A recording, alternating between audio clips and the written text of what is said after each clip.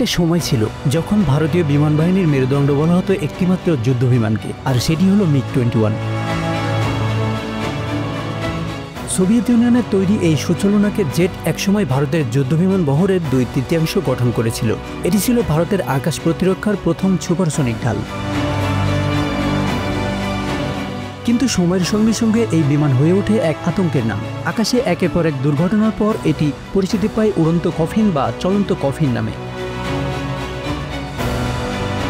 1963 সালে প্রথমবার এই বিমান ভারতীয় বিমান বাহিনীতে যোগ হয়। তারপর 1966 থেকে 1980 সালের মধ্যে ভারত বিভিন্ন মডেলের মোট 872টি মিগ-21 কিনেছিল।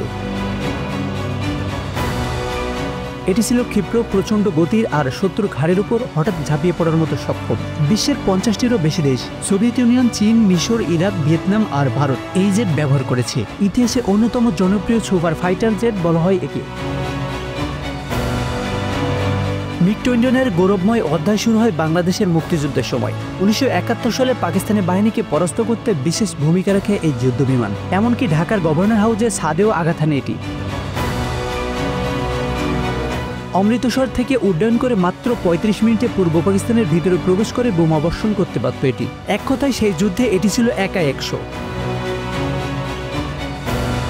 তবে গৌরবের পাশাপাশি এসেছে তীব্র সমালোচনাও। সরকারি তথ্য অনুযায়ী 1971 থেকে 2012 সালের মধ্যে 482টি মিগ দুর্ঘটনা ঘটে। প্রাণ হারান 171 জন পাইলট, 39 জন সাধারণ মানুষ এবং আরও কয়েকজন সেনা সদস্য। কারণ একদিকে যান্ত্রিক ত্রুটি, অন্যদিকে মানবিক ভুল। অনেক সময় ছোট রানওয়েতে নামতে গিয়ে দুর্ঘটনা ঘটত। ইঞ্জিনের সীমাবদ্ধতাও ছিল মারাত্মক। ভারতের একজন অবসরপ্রাপ্ত এয়ার মার্শাল জানান, মিগ-21 ককপিট ছিল অস্বস্তিকর, গরমে চুল্লির মতো হয়ে যেত, কিন্তু দিন শেষে সেই কষ্টটাও খেলারই অংশ মনে হতো। 2000 সালের পর থেকে দুর্ঘটনার হার আরও বেড়ে যায়। সংবাদ মাধ্যমে তখন মিগ-21 পরিচিতি পায় উড়ন্ত কফিন নামে।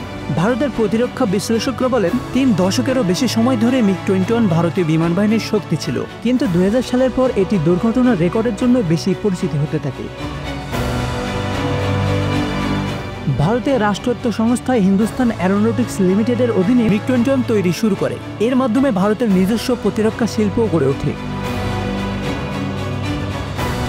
তবে সমস্যা দেখা দেয় অবসরের ক্ষেত্রে। 1981 সালে নতুন হালকা যুদ্ধবিমান তৈরির পরিকল্পনা হলেও প্রথম আকাশে ওড়ে 2001 সালে। কয়েক দশক পরেও মাত্র 2টি স্কোয়াড্রন তৈরি হয়েছে। ফলে বাধ্য হয়ে পুরনো মিগ-21 বারবার মেয়াদ বাড়িয়ে ব্যবহার করেছে ভারত।